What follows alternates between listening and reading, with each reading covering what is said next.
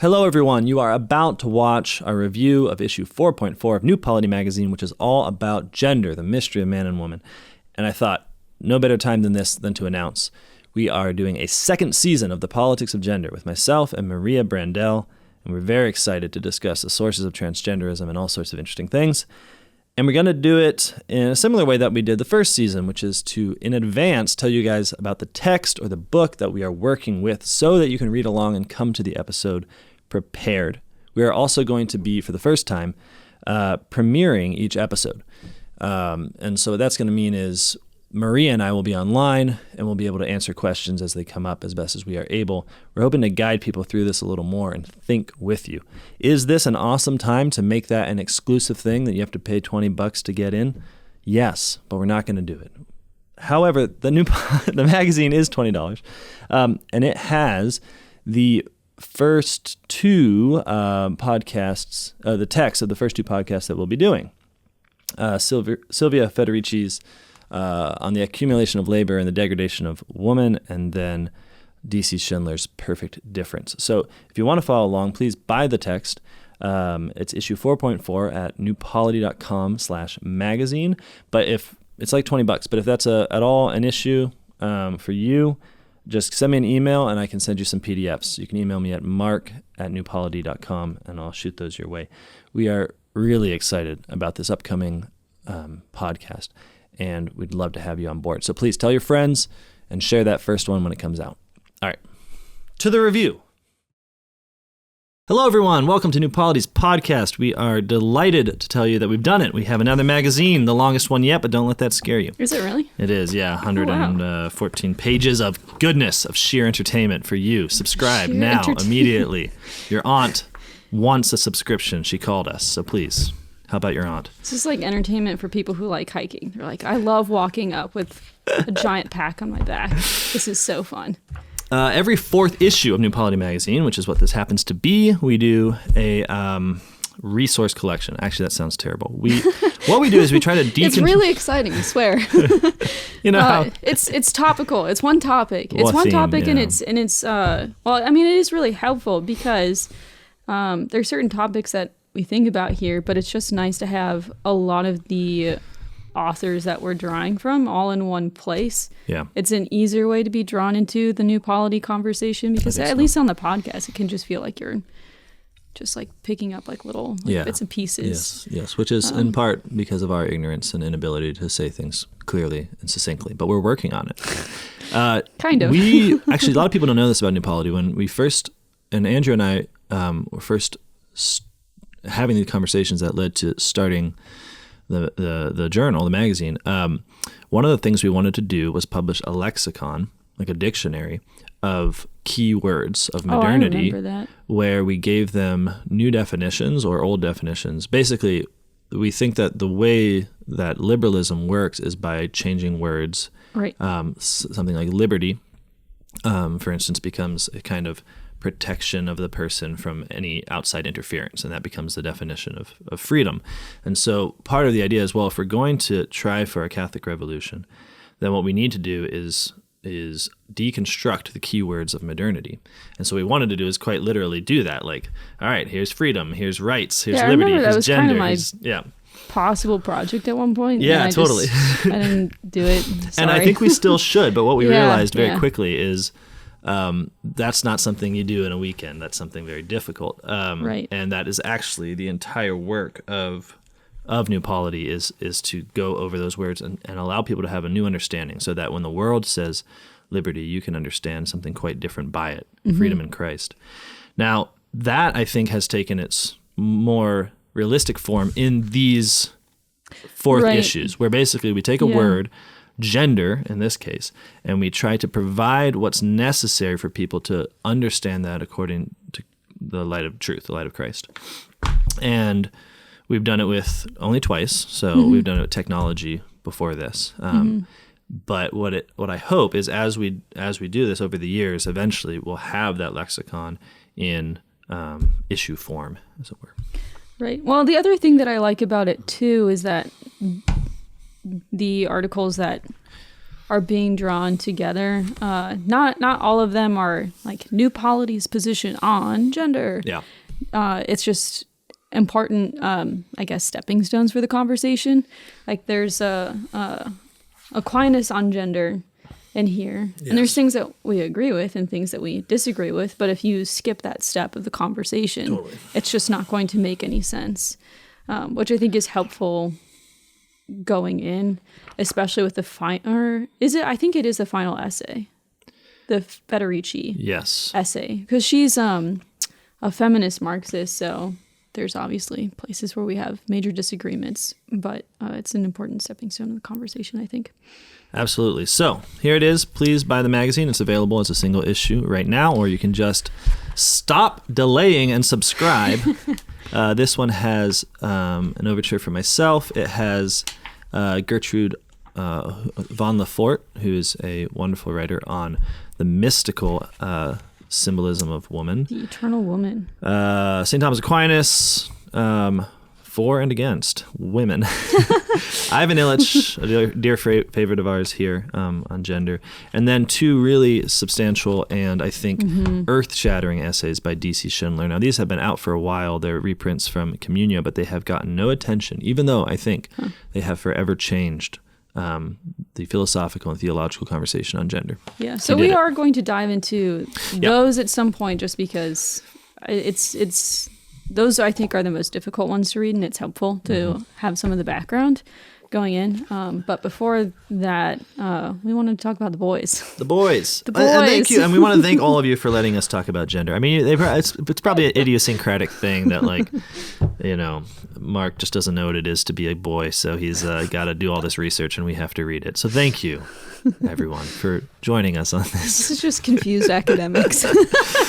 Yes, absolutely. I really appreciate it. I am always delighted to get emails from people saying, like, thank you for talking about this, because in all sincerity, sometimes when I write, I'm like, oh my gosh, am I the only one who's just like doesn't understand basic biology, and that's like my problem? But no, it turns out it's a confusing topic, and we're hoping to shed some light. Right. Well, I really enjoyed the overture. Thanks. Yeah, I thought it was fantastic, and I thought it was really entertaining, but also very clarifying. It's so gratifying to have someone point out an experience that you've already had, but never been able to put words to. Walker Percy said, the point of the novelist is the moment when the reader steps back from the book and says, yes, that's how it is. And it's really horrible when it happens when you're reading notes from underground. That character's so nasty, and you're like, oh, that's me. A little spider person.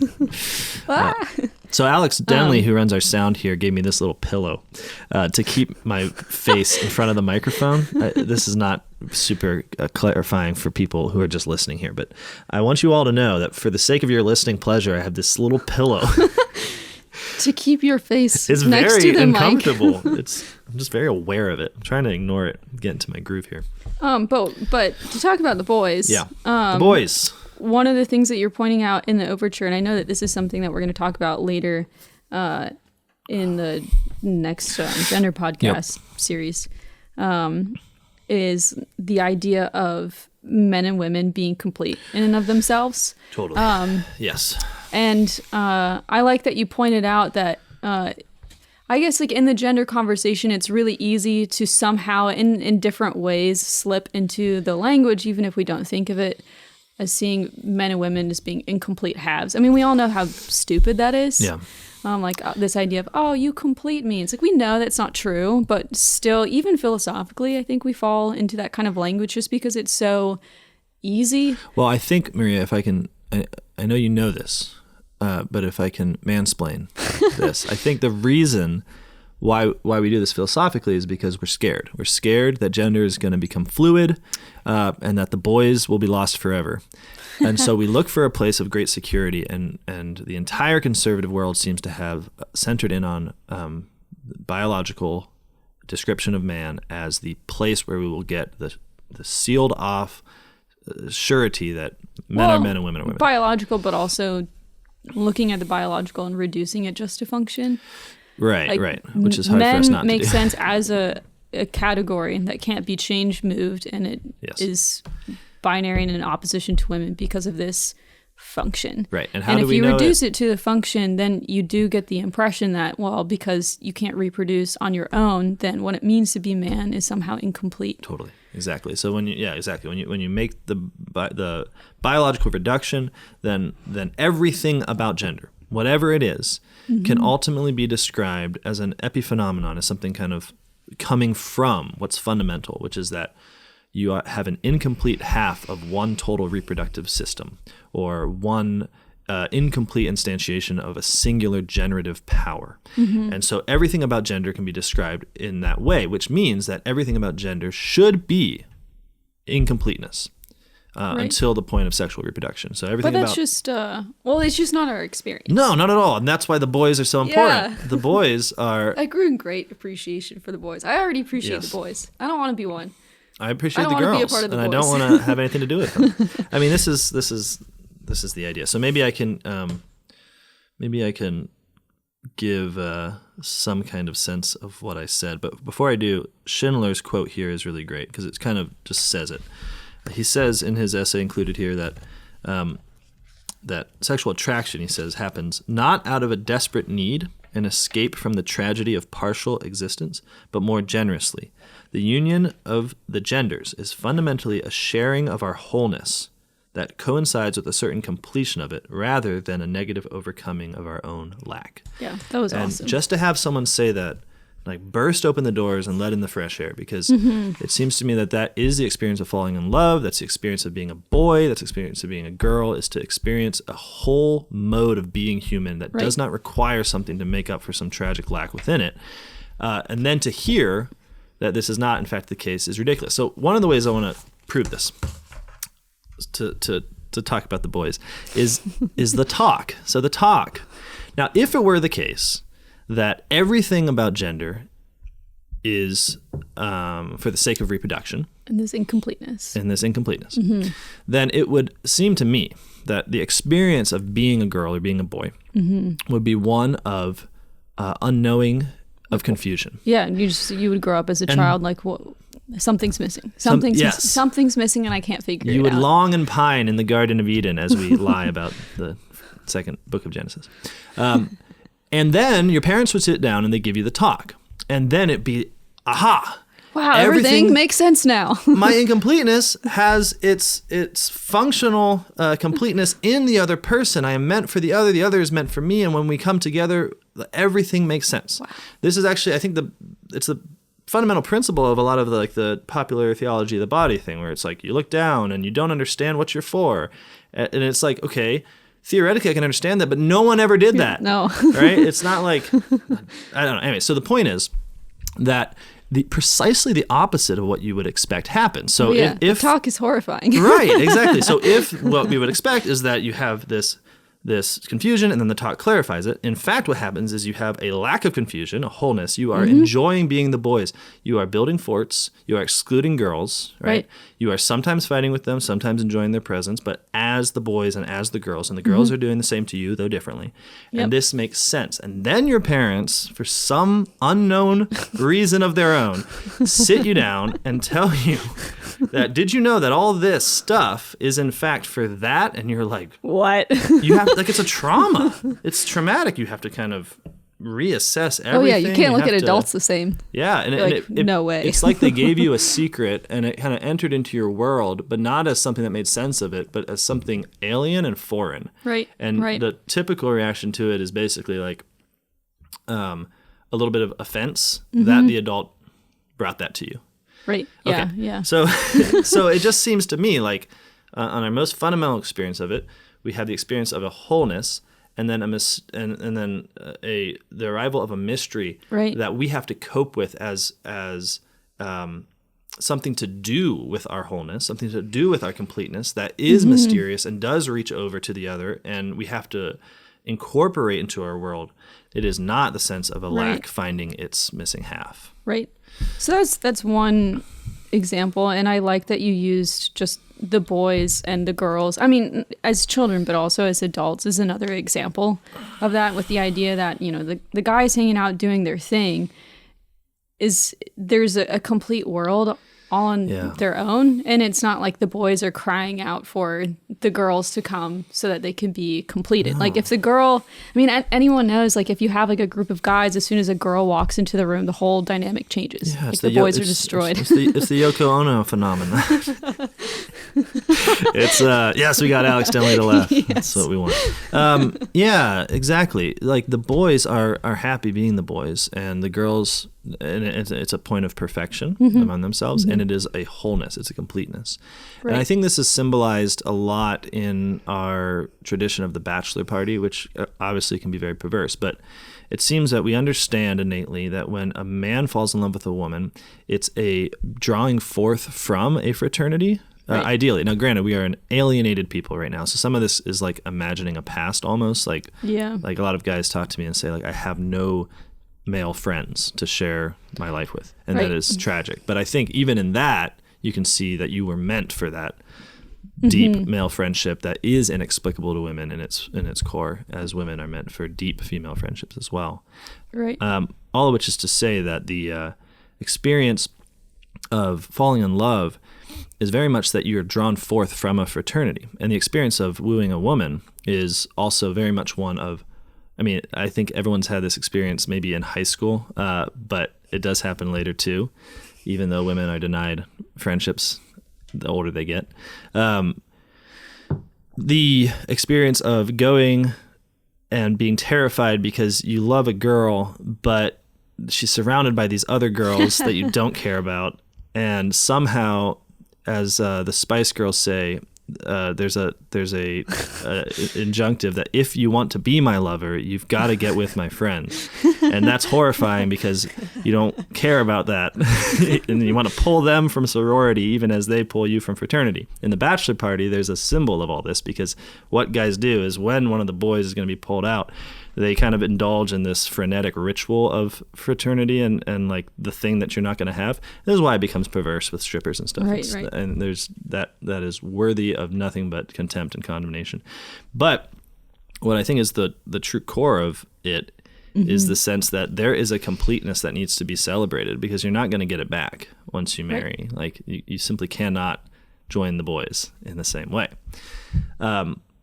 And that all goes to show that D.C. Schindler is quite correct, that what we are dealing with when we deal with gender, being a man, is a complete mode of being human, a complete mode of what he'll call substance, and not a kind of version or half-done instantiation of a human substance that pre-exists it in some way. Not pre-exists, but what we said before, not the incompleteness of a generative power that's divided into two impotent parts until they get together.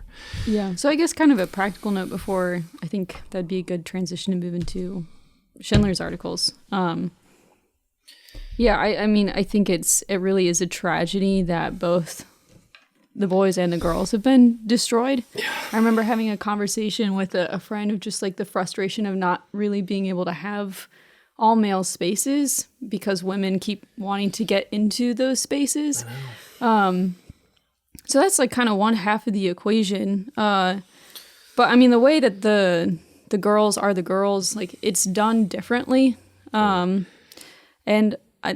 just really, I think forming deep friendships is more natural for women because it seems to be more expected right now than it is for like deep male friendships to form. And so in that way, like that kind of like the girls is preserved. But I mean, we have talked about this in the past and we will talk about this again. Just the women's world has really been destroyed. And so I think that that's part of the reason why women keep wanting to enter into the male spaces, is because there's not really that kind of space just for her either. Yeah, I think that's quite right. And it is really lovely to have those places where you have like both people, like everyone together, but it doesn't mean that all spaces should be like that. Well, and what I think people forget is that the boys are a sort of performance for the girls, and so what I mean is the boys are all messed up when a girl enters the room, but they all hope that girls notice their loud singing. I mean they want to be recognized as the boys. So it's this paradox where you try to join it, but the whole point is that it's kind of done for you in a certain way. And I think that one of the things that this concept shows or explains is the way like attraction and flirtation works. Because that's kind of the anecdote that you had. Oh, yeah, that's right. Okay, so there I was. Can I tell it? Yeah. So I was watching some boys timber frame, and they were definitely the boys. They were being rowdy, they were telling jokes, and they were building a house. It was at a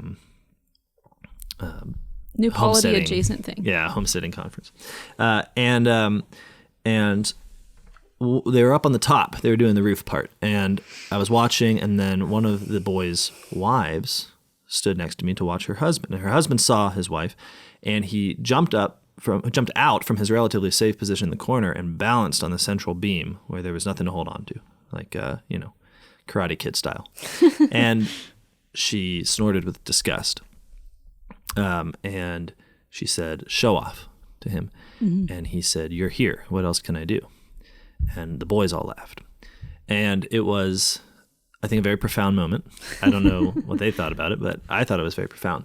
Because what happened there? The woman, as woman, did not desire the man, as her man, to do what he did. Mm-hmm. In fact, she snorted with disgust when it happened and found it to be kind of pig-headed and stupid. Right. But the boys liked it. They thought it was great. They like that kind of stuff, and there it was.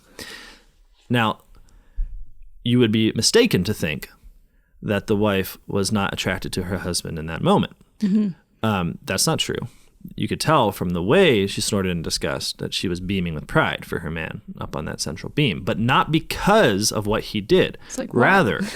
Rather, the boys, as a complete mode of being human, have their perfection that does not cry out to women for completion. There is nothing in the woman that cried out for her man to endanger himself that she might be complete in herself. It simply did not happen. Rather, she got to see her man become one of the best boys. The exemplary the boy. Exemplary the boy boy of boys. Because what it means when you have completion within your own sex is that you now have the capacity to be the best version of that sex. Right. You can be, and the Bible understands this. In the Song of Songs, whenever the lovers want to compliment each other, the woman says, like a apple tree in the woods is my lover among men. Mm-hmm. And when the angel wants to compliment Mary, blessed are you among women. And again in the Song of Songs, so the superlative is always a mode of sexual attraction. Right. But the superlative is only possible as a mode of sexual attraction if the boys and the girls exist. So if I was going to it's say... It's not like women are attracted to men doing stupid things. No. Like, it's only if that stupid thing is a way of rising in the ranks of the boys. Totally. And I think that the same is true in the opposite direction. Like, men, I'm sure, are not aware of of how you climb the ranks of fashion. Right. Among women. Yes. Like, they have no idea, like, what's going on with, like, the weird, like, clippy things. They don't even have words for it. Clips. Yep. But, I mean, it's kind of like the phenomenon of women having to explain to men, like, well, in part, like, we're dressing for you, but also we're dressing for the other women. Yeah, it's and very that's the way that you confusing, climb the ranks among women. Like, you have to, you're signaling to other women that you know what you're doing, that you're taking care of yourself. And there's a great charity in being the boys and being the girls, because sometimes you can listen to the way people praise their beloved and you can think that they're putting everyone else down. And I suppose there could be a perversion where that's really what you're doing. But, if you say something like, she knocks all women out of the water, that sort of thing, like some kind of grand, like she's the best of them all. Yeah. It sounds like, what, you think everyone else is ugly and hideous? And it's like, no. Rather, precisely by being the girls, by being the group together, we all in charity allow other people to rise up as that person's most blessed among women. It's possible for you to appear as an exemplary. Yeah, I mean, unless you're among women, you cannot be most blessed among women. Mm-hmm. Right? So I think that, that's certainly like what we desire in the opposite sex. Like, this is someone that I find exemplary. Which is, you also have this phenomenon where men like tell women like all their big work successes. And women are proud of them, but they don't care what they do for work. Like, have you ever had this experience where it's like there's a woman, she is so proud of her husband. He goes out, he works hard, and you're like, what does he do? And she's like, I don't know. Marketing, I think. And it's like, that's the point. It's because the success is success within.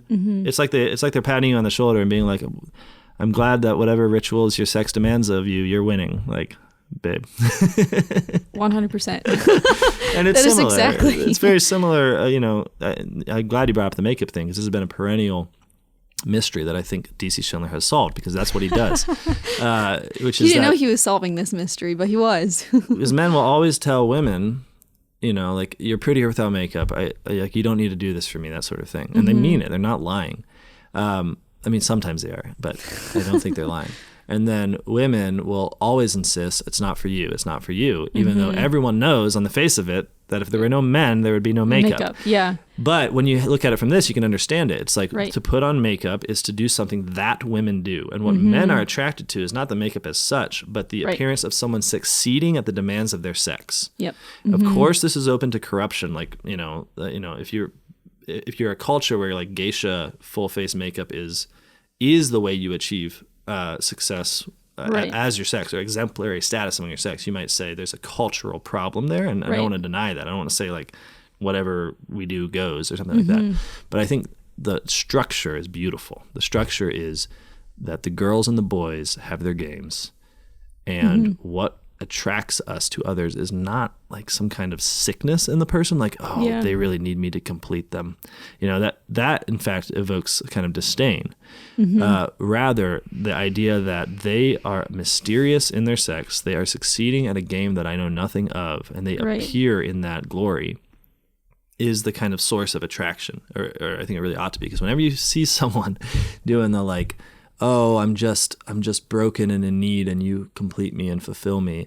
I mean, as a guy, I don't know how you experience it as a girl, but as a guy, I look at this and I'm like, yeah, sure, dude. Like you're totally manipulating her. Yeah. You're trying to sleep with her, and so you're like posing as a wounded animal for her to heal. Now, what I hate about the metaphysics of incompletion is that they take that manipulation and they make it a metaphysical principle. Like, human nature in its generative power is only ever instantiated as a sickness. It's only ever like, here's one impotent human, here's another generative power that doesn't work, and let's hope they all get together to complete the generative power that never instantiated in the individual, unlike every other part of human nature that somehow did manage to instantiate itself in the individual. And so there's no completeness. Whereas anyone who looks at sexual attraction knows it's like, that comes from seeing the wholeness of the other person, and wanting to do something with it. Well, that's the other thing that I really liked that he pointed out. I guess this is really coming from Schindler. Like, falling in love is an invitation to enter another world. Like, that's the exciting thing. Totally. Is that you're walking into a new world. Yeah, it is. And it makes sense of why, like, you want people to be the exemplary. Because if you're not, then your world is less exciting. Yeah. Absolutely. Yeah, and so there's a profound boringness. Boringness? It's very boring to live in modernity, because its whole quest for equality is only ever performed through the destruction of different worlds, and so there's nothing to enter into. There's nothing to be invited into. It's all known in advance. Yeah, and if you just say that men and women are the same, give or take some qualities, that's not being invited into a new world. Yeah, or on the other side, if you are invited to a new world, it's like, here's a world that like needs you. I don't know, and it's just so obvious it doesn't. Like, the girls do not need you. Yeah, they're laughing when you walk in the room, then they stop laughing and just look at you, and you're like. What are you guys talking about? And you have no idea what they're talking about, because why would you? They're probably talking about babies, though. Maybe. Sometimes they're talking about you. Yeah, that's true. All right, so that, I think, and I'm really glad we started there, because if there's a reason to get this journal, and if there's a reason to go through these essays, I think the biggest one is that it should confirm the experience that we've all had, but we've become shy to admit, which is that gender is fun. Like, it's fun to be a man. Yeah. It's fun to be a woman. I love being a woman. Seems fun. And that non-identity draws us on and makes the world an adventure. I mean, there's a reason every freaking movie's a love story, even if you try not for it not to be. It's because that's the perennial fun of the universe. So great. Well, we're all having fun. On that note, D.C. Schindler. Fun. Call him DF Schindler, David Fun Schindler. Yeah, he's just a fun guy trying to do fun stuff. This will not be your experience reading this essay. No, it's sorry. a slog. It's hard. Good. It is definitely worthwhile. You should do it. But it is difficult, and that's part of the reason why I wanted to talk about it. I think what I wanted to do is lay out the general argument that I am picking up from D.C. Schindler. If there's anything that I'm missing, you can provide that. And then I do have some questions, because I'm still trying to work out some of the ideas in my own mind. And I think it'll be helpful for people to hear going into the essay. It's going to make more sense of it. And that way, you'll pick up more from it in general. Yeah. So I'm going to start with the second essay. So there's two that we included. One was called Perfect Difference, and I think that's like the really big, substantial one. And then the second one is on the gift of motherhood, but he begins by summarizing essentially the conclusions that he reached in the first essay. So I'll begin there because I think it's helpful. So essentially, you begin with kind of a problem of observation. Where did it go? Yes, okay. So it's not uncommon to respond to the question, are men and women different, by looking at various personality traits. Men tend to be more aggressive, women tend to be more nurturing, and so forth. The problem with this approach is that, however much it may resonate as a general truth, at least to an honest onlooker, it also fails to satisfy that same onlooker if he remains honest. It does not seem to touch bottom, so to speak, to get to the actual heart of the matter.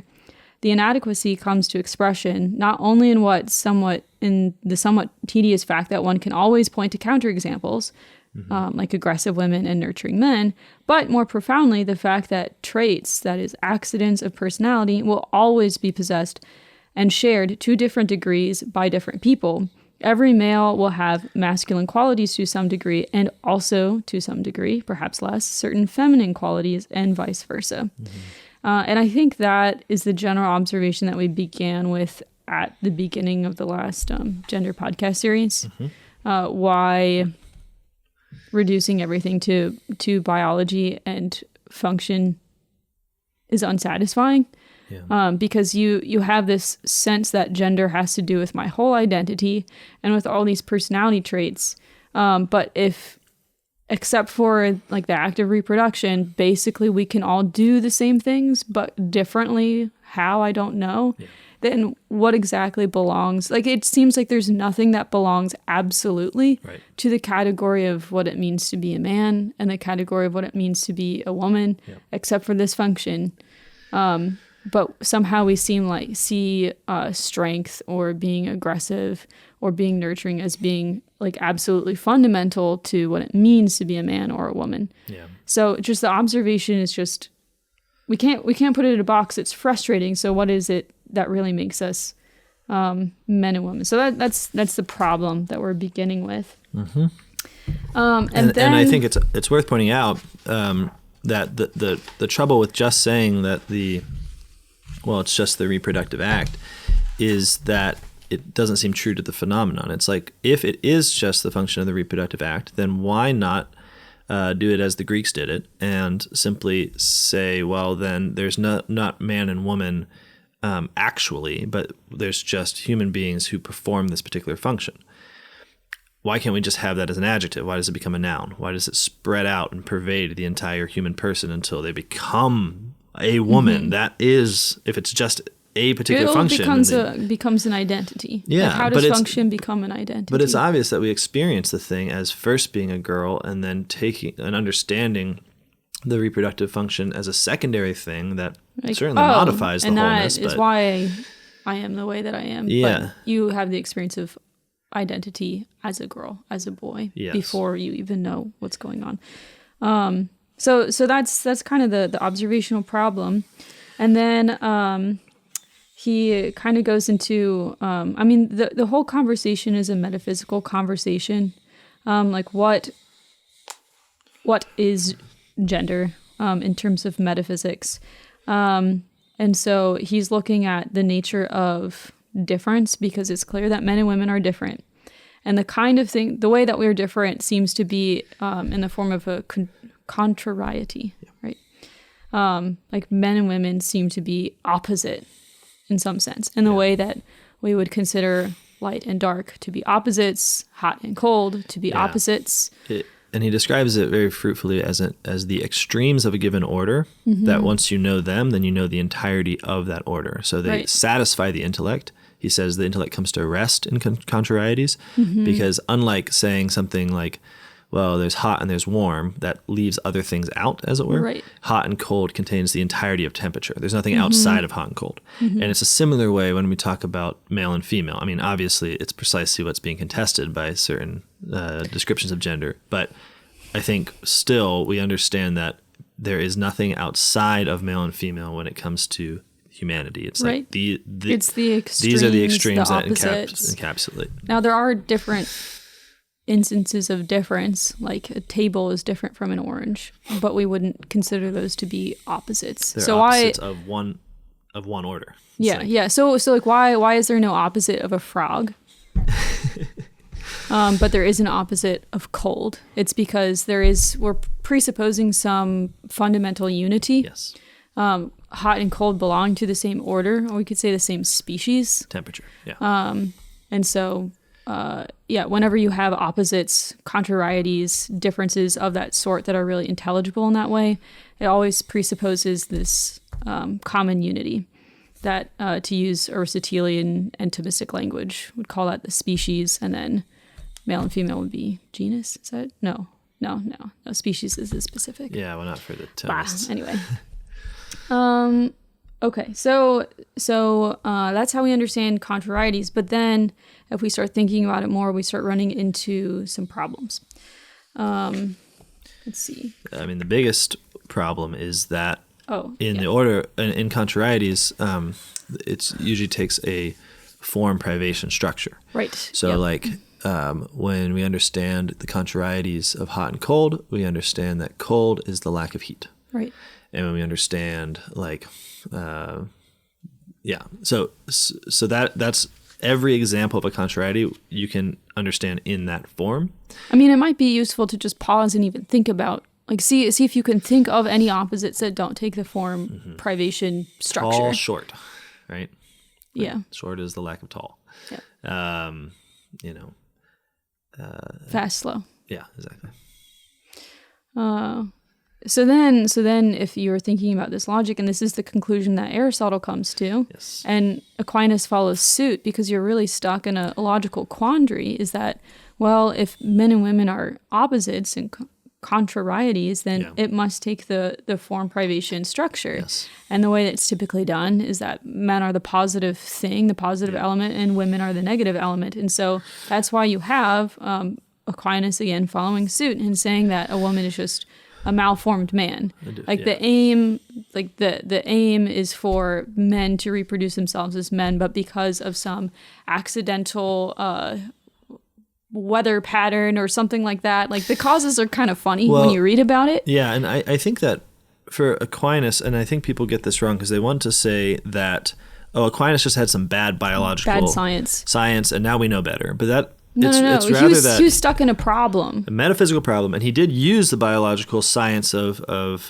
Aristotelianism as a sort of way of buttressing the argument. So it is true that he used it, but it's not true that it's why he used it. He didn't say, I've got these biological facts, and here I'm going to give you some biological conclusions. That wouldn't even have made sense to him, because unlike us, he's not a materialist, so he doesn't even think that you could go to the material facts in order to describe the formal distinction between man and woman. So the reason why he's really stuck is because if this is how any kind of contrariety exists, if you're like, well, actually, no, it's not form privation structure, then what you would have to posit is that the reason why we're different is because we're different species. Yeah, that there is no common unity, but yes. then that means that we're not sharing human nature. Correct. And we know that's not true. And what I really liked in Schindler's article, in the second one, he writes, in the face of the obvious problem with this conception, the form privation thing, which is so obvious as to defy belief, the conception would nevertheless seem to impose itself according to the inferential logic of Sherlock Holmes. When you eliminate the impossible, what is left is, however improbable, the only solution. And I think that's why Aquinas concludes what he does. Like, there really is only one possible solution. Read what he says right after that, because it kind of clarifies for those for those who are just hanging on by their fingernails here. He says, in this case, what is impossible is attributing gender to form, because form establishes the universal aspect of the organism, which is to say, its species. If gender were a matter of form, then the male and female would represent two different species, but this is evidently impossible. Therefore, no matter how improbable it may seem, gender has to be a matter of matter. And what he means by this is that you have the attempt to instantiate the human form, which is not a sexed reality. There's no difference there. It's the attempt to ultimately produce a male form. For Aquinas, the female is the passive principle, the male is the active principle, and so the mother sort of provides the matter upon which the active principle works, right? And so can only really have a limiting effect, as all matter does on form. And so what the female provides is really just the loss in some ways of the fullness of a instantiation of human nature. Right. So human nature is basically just male. Right. That's the active power, and it wants to produce a male. But sometimes its goal is frustrated. And there's a limiting factor, and that's where the biological stuff comes in. But the important part to realize is that Aquinas has to say something like this if he's not going to say that man and woman are two different species. They have to basically be male and a version of the male. Yeah. So that's the tradition we inherit. There's the obvious problem, which is like we experience ourselves as like, I don't experience myself as a deficient male. There's that. And then there's also the problem of bottom up causation. Yeah. So I remember, maybe this will be helpful for some people. And just as an aside, if like the form matter thing, if you're just kind of following along and it's kind of making sense, but kind of not, I mean, that really is essential for having philosophical, theological conversations about metaphysics in general. Aquinas 101 is a really helpful place if you want to go and learn about what exactly those terms mean. Because if you're not sure, then you probably don't actually know. Yeah. But I remember when I was learning about form and matter for the first time, my group of friends, we were actually like asking all of these questions. I don't know why. We just got into it. And we remember having this experience, like, wait a second, that like the form is what like shapes and gives identity and wholeness, integrity to the matter. It's like our human soul is what makes us human. The same must be true for gender as well. Like, I wonder if there's like a female soul and a male soul, which, can be a little bit problematic, because then it sounds like you're saying that there's two different species, like the male thing and the female thing. But it didn't really make sense to us for it to be a bottom-up causation, like, we're like sharing this kind of like gender-neutral soul that just happens to look this way or happens to look that way because we experience it as being something having to do with our identity. Like there's a Thomistic principle that the effect cannot be greater than its cause. And that can be a confusing principle, because we all know of examples where you do a small thing and then like it has massive consequences, but that's not what he's talking about. He's talking about in the hierarchy of being. You can't have a cause on one level that will have an effect on a higher level. So something that is purely material, that cannot confirm meaning, cannot then have a higher cause makes something mean something because it's simply material. Which, to be clear, when Thomas ultimately takes up the Aristotelian tradition, I think he is admitting this, and this is what people find offensive. It's like, if it's the case that it is matter in its limiting capacity, its limitation of form that produces a woman, then properly speaking, a woman is not meaningful in herself. Right. And that's why they say she is a deficient male. It's not because they're trying to insult women. Aquinas it's because matter simply doesn't have the power to confer meaning and identity. Yeah, it comes from form, and so woman is a way of speaking about what happens to form. And what happens to fundamentally male form is that it's limited to create this thing we call woman, but can be more properly understood as, not woman. And that's not the case with the male power, which really is just the generative power of human nature itself. So I want to read one footnote that Schindler says, because I think this is, he really says it very strongly, what the problem with this view is. So he says, beyond the evident and justified feminist complaint that this conception fails radically to do justice to the positive meaning of femininity. And I think that's what you understand. Right. That it is not There's a positive lack reality. of maleness. Yeah. It is not a lack of generative power in some way. It is not a simply limitation that is understood as a limitation of something else, but it is itself. The phenomenon appears, baby. You got to deal with it. Yeah. So he says, that's a big problem, but there's a metaphysical problem too. This also makes an accident a purely historical contingency, namely the female privatio, quite literally bear an essential necessity of nature, namely the reproduction of the species, which is a contradiction.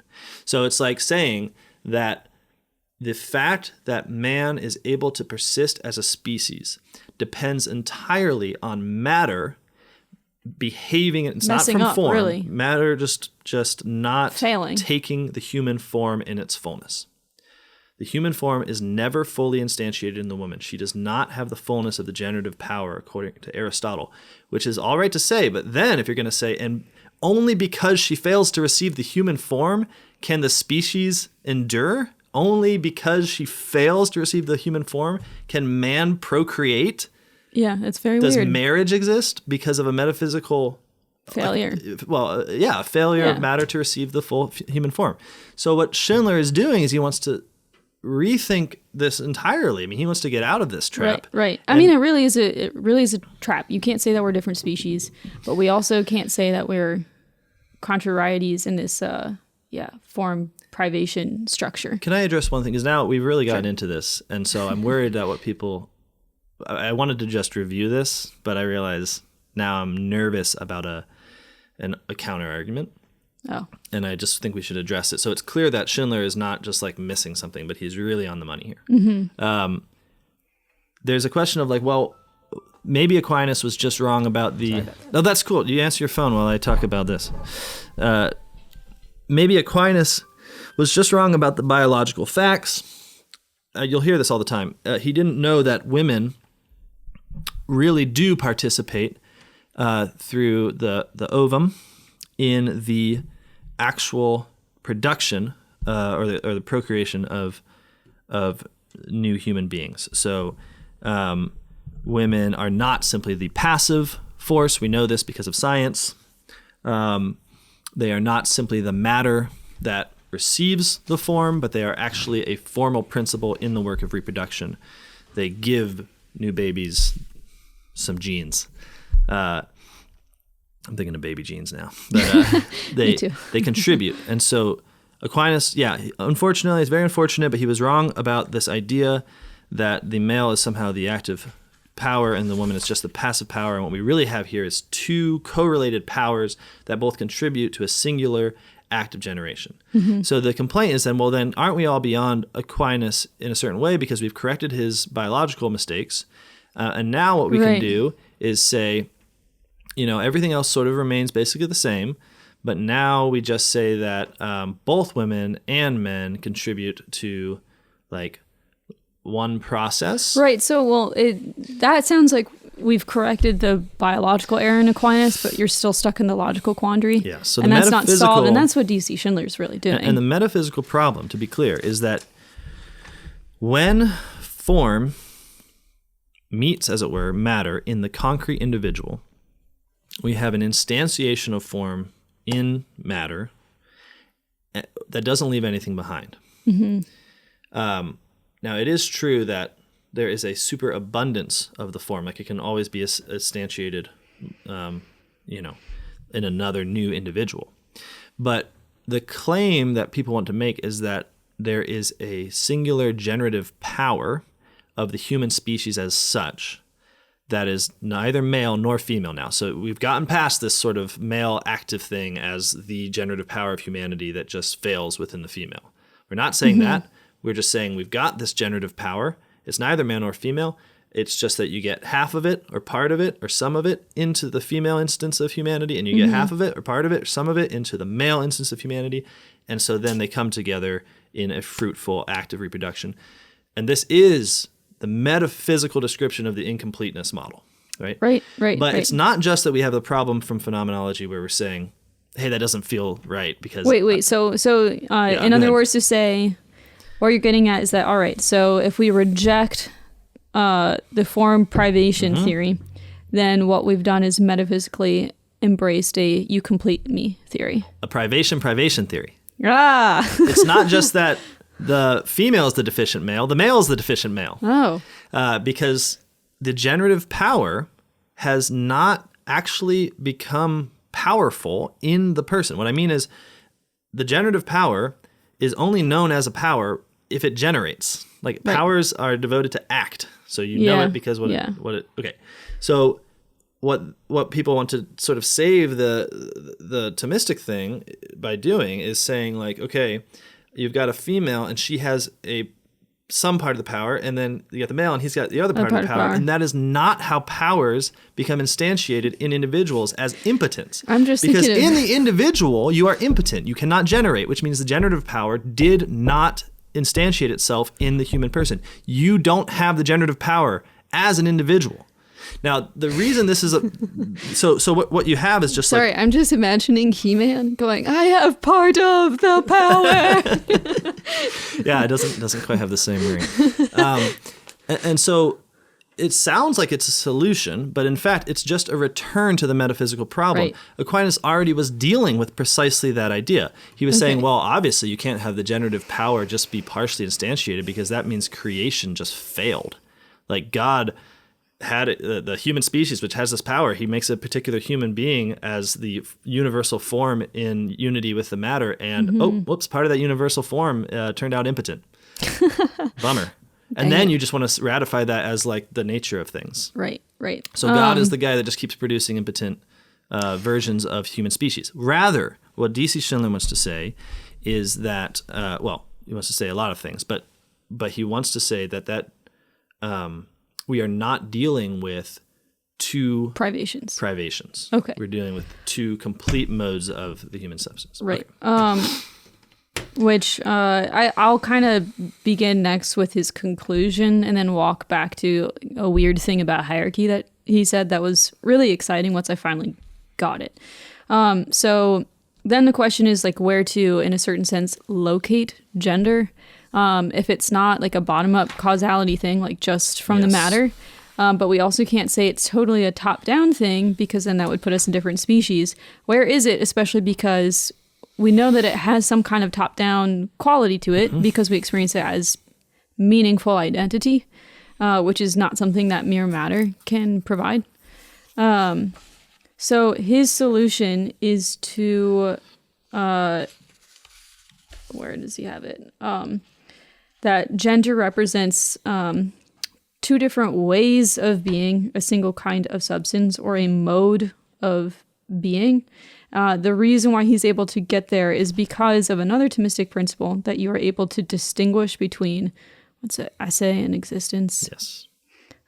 So the fact that something exists and then, like, it's what it is, you can separate what something is from that something it is. Like, we can distinguish that in our mind. And so he's kind of locating gender in the what, I think the essay is what. And that part I think is kind of difficult to wrap your mind around, and it's a lot easier to walk through it once you're actually reading the stuff that he's written. But I think the key word is seeing gender as like a mode of substance. And substance is still kind of at this top-down level, but it's not putting you in two different species categories. I think that even if you don't know the terminology, what exactly that precisely academically means, it seems to resonate with how we just experience gender, because we do the same things, generally speaking, but we do it in a different mode, in a different way. Like women are strong, but in a different way than men are strong, which is why like women get so like offended, like, oh, women are strong too. It's like, well, yeah, just in a different way. Calm down. I think that what Schindler does here is preserves the mystery of gender as something given. Like, it's not like everyone wants to say, okay, I want to understand what gender is because it appears so mysterious to me. And so what I want to do is find out what non-gendered things make it, which is a materialist way of understanding reality. You say, okay, it must be traits, so let's look at the traits. And when you add up all these traits together, you get woman. Or it must be the biology, so let's look at the biology. And when you add up all these biological facts, you get woman. When what Schindler wants to give credence to is the fact that form comes first. There's a priority of spirit, where you say, no, what's given is that there is a whole, a complete thing. God creates Eve.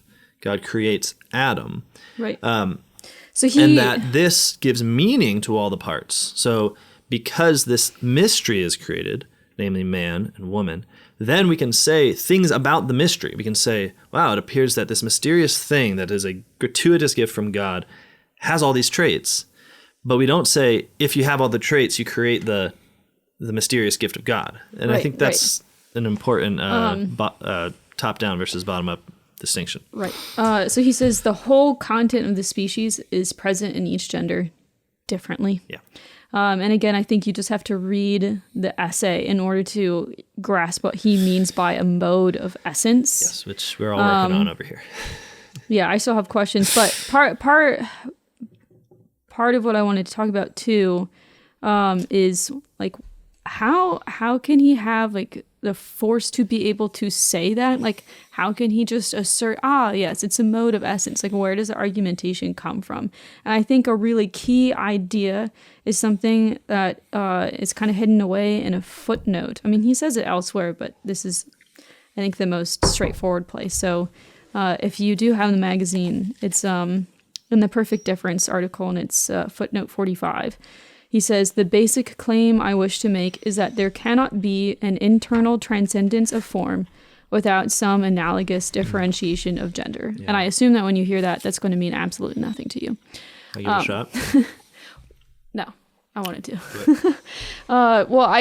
This is kind of the way that I was thinking about it. And so we're going to start somewhere else that seems unrelated, which is a lot of people, when we ask this question, what is the meaning of gender? What we do, I think, as modern people, is we say, okay, well, obviously we have this gender thing going on in human beings, but how about we start looking at how it shows up in different animals and in the plants, and then we can find like what is like the bare bones minimum absolute essence core of gender, and then once we discover that, then we can look and find that in human beings. Yes, this is why people look to lobsters to understand human nature, or they describe man by talking about wolves or something. They have this idea that it's sort of an evolutionary kick where they're like, the truth is at the bottom.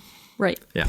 But this proves really problematic because most animals are going to have gender divisions in the way that we do, but there's always just those weird outliers that we can't make sense of, and like the conservatives don't really have a great response to either. Like there's certain animals that will like switch gender roles, like particularly like the lower down you get in the hierarchy, like fish can be very weird. Seahorses is a great example. I know that there's not mammals, but I mean there's certainly like lower animals that aren't quite fish that have weird gender relations going on, but I can't remember what it is. And especially when you get down to plants, you see that there's like the active and passive principles, but it's usually united within the plant itself. Yeah. And so if you're looking for the core of gender, you're like, well, I guess at the end of the day, it really lines up to say that gender is fluid because that's the way that we experience it in the animal kingdom. Yeah.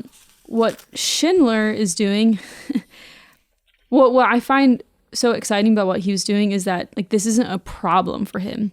And I think from the other kind of conservative, typical theology of the body response, like that was always a problem to me. It seemed like a gaping hole. Yeah. Like, why can't I account for the fact that gender is absolute when it comes to human beings, but then when you look at certain animals, like, well, it's not, I guess. Yeah. It's awkward. It's a hole in the argument. But part of the problem is that we're looking at gender from the perspective of modern people. Like, we just want to dissect everything. But Schindler approaches it from the perspective of how the ancients would look at reality. Yeah. Like, you fundamentally understand that reality is revealing something, that it's symbolic, it has meaning.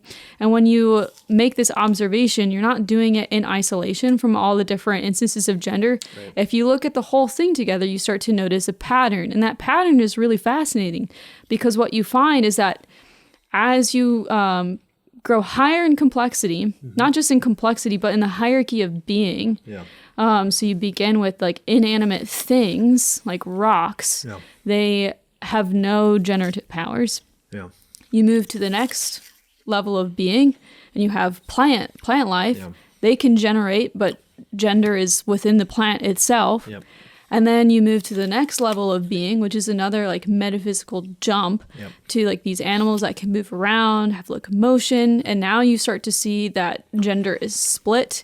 If it's like less complex, then it's not as distinct. But the more complex it gets, especially going up into like highly intelligent mammals, the more distinct gender gets. So you start to see that there's this whole pattern that somehow the instantiation of gender is also connected with like the rise in the hierarchy of being, with the rise in complexity of which man is the crown of that whole pattern. Can I add one more thing?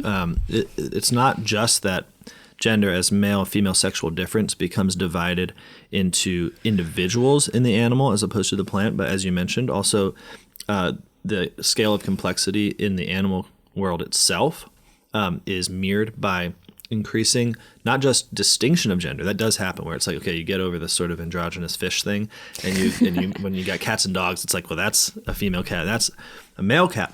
But what you also notice is an increasing importance of gender to the entire life of the organism as you grow in complexity. Right. So like, for instance, cats are probably a pretty good example. It's like, when is gender important to a cat?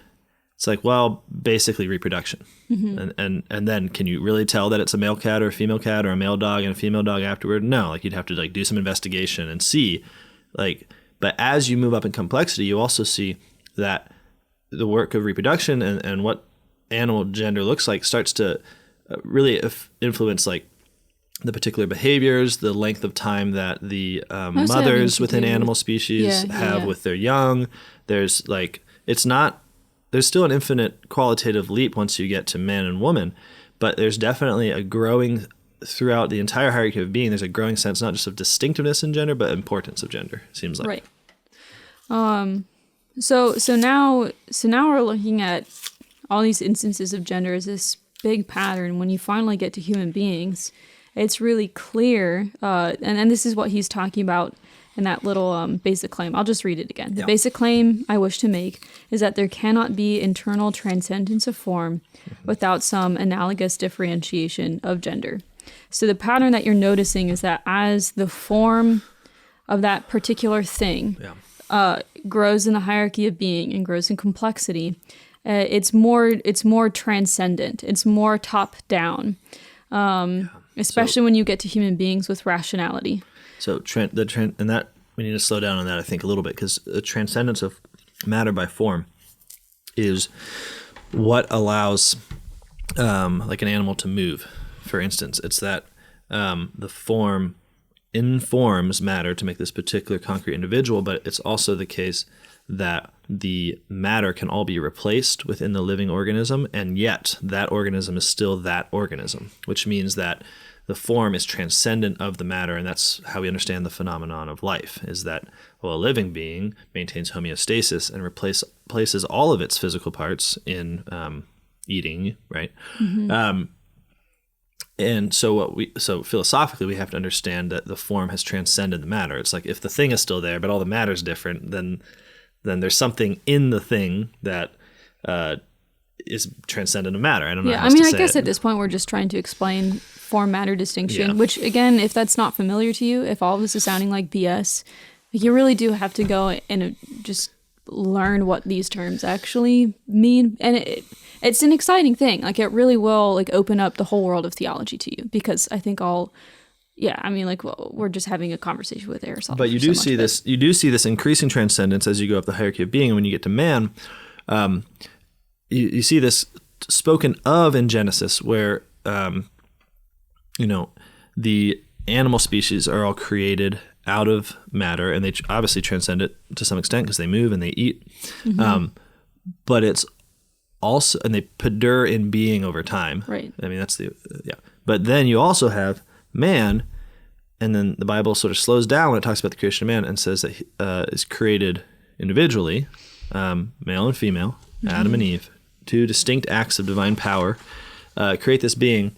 And we understand that, unlike the animals, the form of man, the soul, is immortal. It's an immortal soul. So it transcends matter supremely, literally. Like, the soul has a substantial existence that you could take away all the matter, and man would remain, which just means to say that we don't really die. Yeah. It also is that same phenomenon. I'm not going to give a big argument for that. Is the reason why man can be an intellectual being, right? Is that in his intellect, which is his soul, he is open to the infinite. So he's made for everything. He's immortal, is an immortal life, and that this, in the actual life of the human animal, expresses itself as an intellectual capacity, the ability to think and to be apart from material conditions. Like, I'm right now thinking of Neptune. Neptune. And it's not because there's a material, connection. It's because I transcend matter in a final and supreme way, and that's why I'm able to think. Wow, this is a lot of philosophy for, or at least a lot of description. Well, yeah, but I think there's just a final point. No other way to do it. And I hope people find this helpful, because just jumping into this article on your own without the background of what the terminology is would just be very confusing. So my big question when I was working through this article twice now was, how does he go from like, well, that's neat, that pattern, the hierarchy of being, cool. I see the problems that you were laying out with like the form privation thing. Okay, got it. So how is it that you jump from like that this has to be the case then? Like, how is it that your argument has force? And I think part of it is because if you're I think he takes as a basic premise that the world is symbolic, and you have this hierarchy of being in which the different particularities, like the different instances of creation, reveal something of the nature of God until you get to the human person, which is the fullness of revelation of God in matter. Yeah. And because God is love, because God is triune, because God is life-giving, that needs to be reflected in reality in the highest way. And the form in which that takes is gender. Because this is all the theology of the body stuff, like the Trinitarian image of marriage and the family, all that stuff I think we're generally familiar with. But then suddenly the whole pattern starts to make more sense, and why it takes on the force of an argument.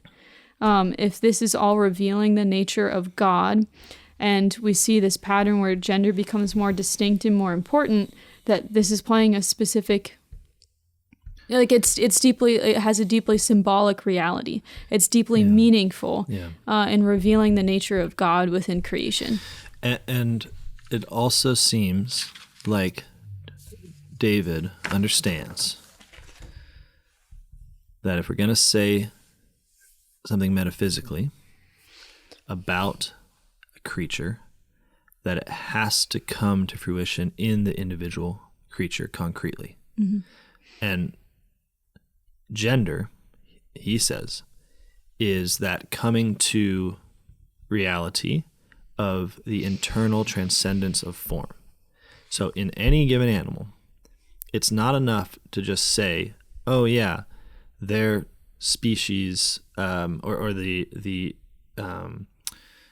form is always transcendent of the matter. There's always more to express. The reproduction is possible because you can never exhaust the content of the form. The form is always like an abundance, a plenitude, and individuals are never exhaustive instances of the plenitude of the form. It's not enough to simply say that. The kind of individual that is created in and through this relationship of an inexhaustible form being instantiated in the concrete individual has to itself be visible in the individual, has to itself make a difference in the individual, has to be symbolized, present in the individual. So if you pushed D.C. Schindler against the wall and said, what is gender? I think he'd say something like, it is the concrete coming to be of the transcendence of the form, of the divine idea of the thing in the particular thing, in the particular creature. Now, that seems so totally right to me, but I realize it can seem like crazy language. So I just want to speak it.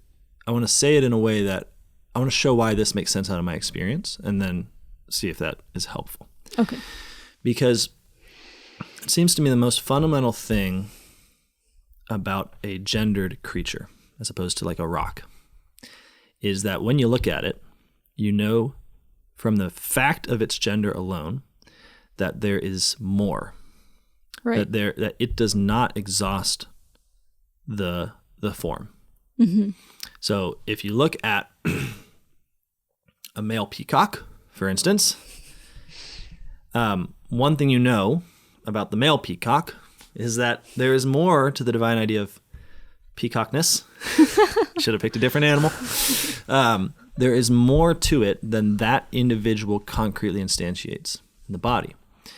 And it's not enough to just say, well, yeah, every peacock is a little bit different.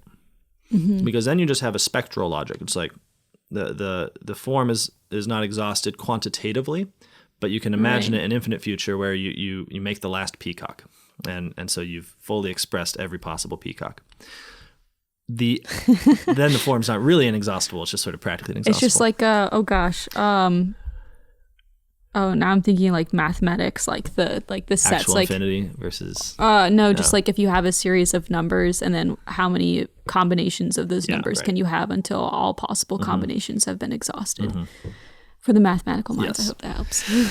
Okay, but Schindler's point is that the inexhaustibility of the form, the inability for any one creature to be the fullness of God's idea of it, has to be present in the particular creature. There needs to be a sign of its own being surpassed.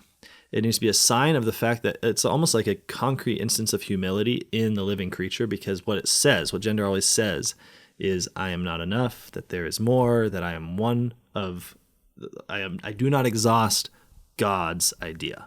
Right. I do not exhaust the divine power here. Yeah, so it corresponds with the sense of like there's a completeness, and yet I don't exhaust the mystery without falling into like I am broken.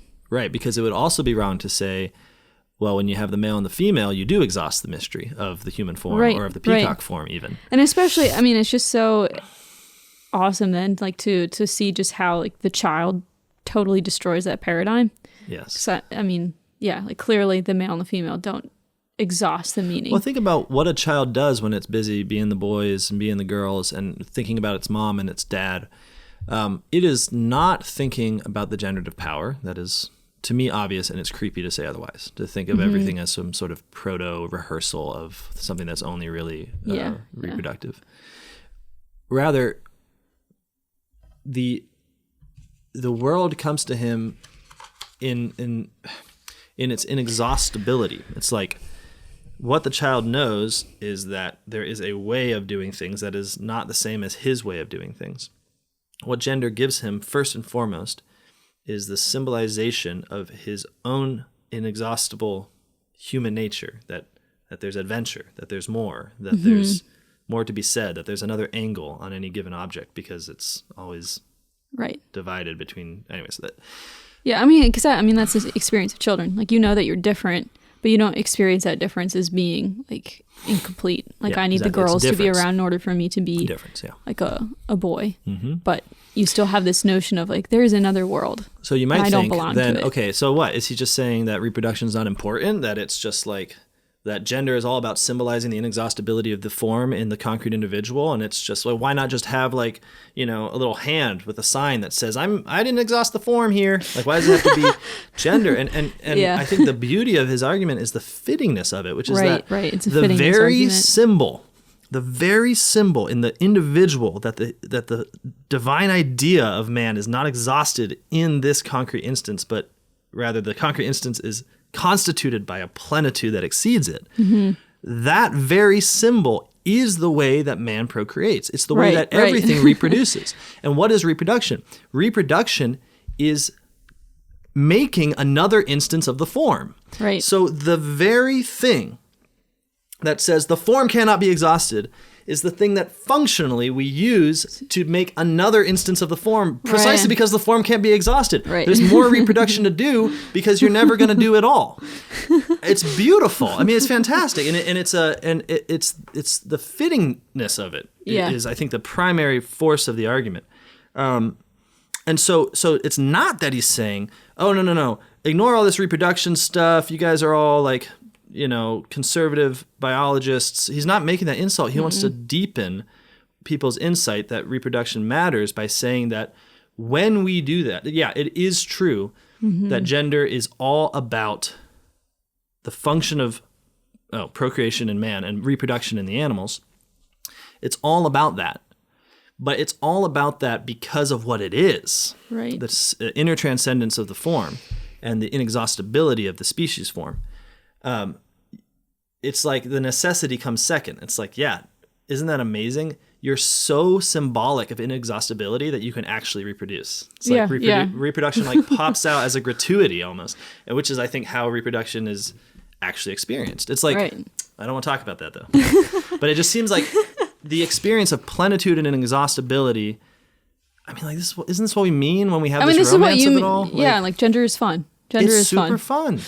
It's not like I've got a function here and it won't work without someone, so better heal my sickness while I heal yours. That's a fun time. No, it's the call of the species form.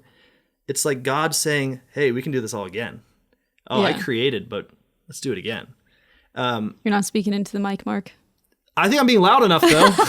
I'm excited. Don't forget about the pillow. Anyways. But I think from that we can just gesture at the last article that I wanted to talk about. But I mean, we're really out of time. But to kind of flip it, like, speaking of not fun, Christopher Lasch, he wrote The Sexual Division of Labor, The Decline of Civic Culture, and the Rise of the Suburbs. Not a very exciting title, but I love this article.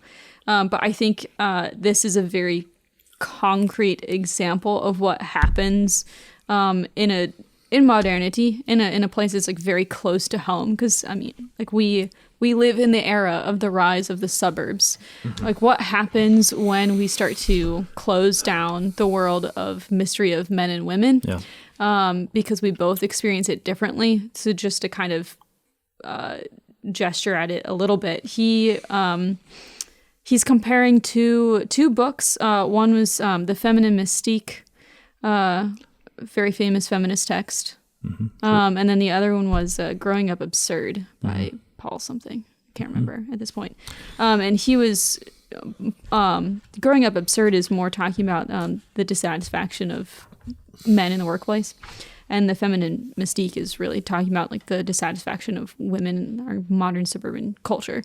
Both of them come to different conclusions. Both of them don't totally get it right, because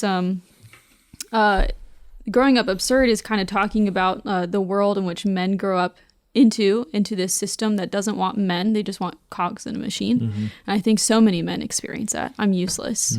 Like, I'm just I'm replaceable. I'm not important. The state has really taken over any possible useful job that I could do. And so he kind of describes like the family as being like a refuge from that whole dissatisfying world where you just go out, you're the cog in the machine, and you just create more useless stuff for people to buy for the purpose of consumption and economic growth. But I mean, it's really meaningless. And I think so many men experience this. And then in the feminine mystique, Betty, I don't know how to pronounce her last name, Friedan? Yeah. She's talking about kind of disaffected women who, like when you had the flight from the cities into the suburbs were kind of seen as this refuge from like the craziness of the city. But now you have women whose like their whole world has just been like isolated and truncated into just being alone in their suburban home. I mean, there's obviously still like interaction with like other people and they're doing stuff, going to church, like having the clubs, meetings, friends, whatever. But it's certainly a lot more isolated way of living than even in what was previously done, just like the generation before in the cities. Yes. And so her solution is in order to like invest like meaning, creativity, and purpose in women, that they just need to go back into the workforce and be a part of this world of men. And both, it seems like both genders are kind of looking at each other's situation going, man, I wish I had that. Like this like womanly sphere seems like a refuge from like my utter meaningless out in the world. Yeah. And women are like, I'm experiencing meaninglessness and just like I'm not being challenged. This is lonely. I want to be part of the men's world. But if it's already created disaffected men, that certainly isn't going to be the solution for women. Yeah. But he pulls out in much more detail. It's very, very good. You should get the magazine just for that. Yeah. And he also brings up the loss of a woman's world. So it's I want to talk a little bit about the Federici article. Is it really? I mean, what time is it? Are we doing? We're doing too long. It's been a long time. It's been a while. Oh my gosh! Okay, I just looked at the time. Yeah, I think for the Federici article, Marc wrote what's it called? Like a little introduction to it, and I think that is sufficient for setting that up. And that's good because now they have to buy the magazine if they want to even finish the review. Hey. Maria. I think the Schindler articles are so important. I think that what they inaugurate is a new era of theology concerning gender. They take the next step. Because of Schindler, there is an open door and a new road of thinking. We don't need to do the same, like how do we make the Aristotelian model fit somehow, the Catholic thing. Instead, we can just do the Catholic thing. Yeah. It's beautiful. I'm so glad of that. And I hope all the other essays support our understanding of the need for that open door and that new road, because Federici and Lasch and Lefort will suggest the reduction of gender to kind of a very safe, non-mysterious reality has immediate cultural, social consequences. Like you will live in a less mysterious world, because what is the world? What is the world except men and women? Like I'm gonna be cheesy here. Like we are the world. Like we're the subjects. We're what it's for. We're the crown of creation. It's the whole thing is a construction that we're all working on. Everything's about us. Okay. It is. Like the world is made for man, and we're supposed to. And ultimately for the God man. Have fun. Worshiping God. And we're supposed to have fun worshiping God, and then the moment we get everything wrong about the very subjects of the creation, man and woman, male and female, he created them, then of course the world itself becomes a ill-fit and shoddy construction. There's just no way around that. So sometimes we can worry that when you talk about gender, you're somehow narrowing the focus of theology and philosophy to like issues of sexual ethics almost. I think it's boring. Precisely the opposite is the case. It's because we have such a constricted view of gender that we always feel like we have to talk about sexual ethics, when it's because gender no longer appears to us as mysterious. It just appears to us as a function. So then we have to figure out when we're allowed to do the function, when we're not, and what ways we're not allowed to do, and as if that constitutes the whole of the mystery. But obviously, if anything, the pontificate of John Paul and then Benedict and Francis, they've just shown us that it is in the mystery of man and woman somehow that we're going to find the fire we need to burn down the idolatrous constructions of modernity. So buy our magazine. Yeah, do. And thanks so much. Thanks so much for putting up with us. We'll see you next time.